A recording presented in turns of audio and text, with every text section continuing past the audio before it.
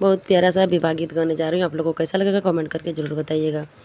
काली काली बदरी झिमिकी पानी बरसे, अरे भींगे लागे चुनरी हमार रे ललना माया रे भींगे लागे चुनरी हमार रे ललना माया मोरी होइती त आचारा ओढ़ाइती, अरे नहीं बिगती चुनरी हमारा रे ललना माया रे नहीं बिगते चुनरी हमारा रे ललना मा।